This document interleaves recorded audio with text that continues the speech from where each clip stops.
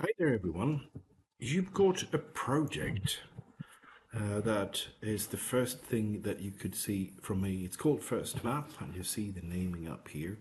It contains three kind of odd things: a big high in the middle of everything, and a few lines under the odd name of a line, and a few points. Well, the purpose, of course, is not jazz science in this case, but rather to see how things are working. So before we do anything, just look at the three different panels that we've got. To the left, we've got something called the contents panel. In this one, you follow the things that are on the screen. And if you're going to the very first part here, list by drawing order, you could change the order of it. As you can see now, high is underneath everything else. If I drag and drop it to the top, you cover a few things. And then you can drop them and toggle them in any which way so you can make sure that the order is there. Now, that's one thing. The other thing is going to this one, list by data source, and we can see that we have the main material here is located here. It's probably somewhere different for you guys. And a so-called base map that is available here. So you can see there's the address to the base map, which is the material underneath. It's in this case World Topographic Map. Now, so this is what we've got in the system. And if I'm scrolling in and out in this window, I have the material where I could sort of zoom in and inspect the material I've got.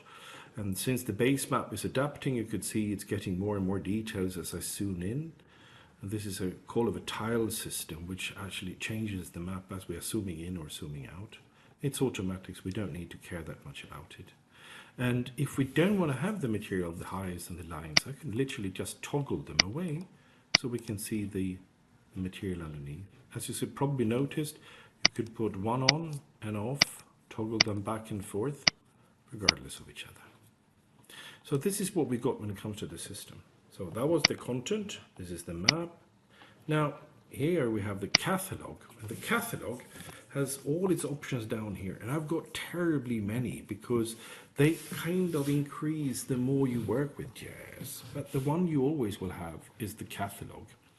It contains the folder for the material. So here I can go in and see my material here is located in the 2025 folder, where I've got a few points and a line and high and whatnot, and a few other kinds of things, right? But I have geoprocessing, I have symbology that I can change the contents, in this case of a line, and so forth. We'll look into this material later. On top of everything, we got the menu systems from which we could control everything we see on the map.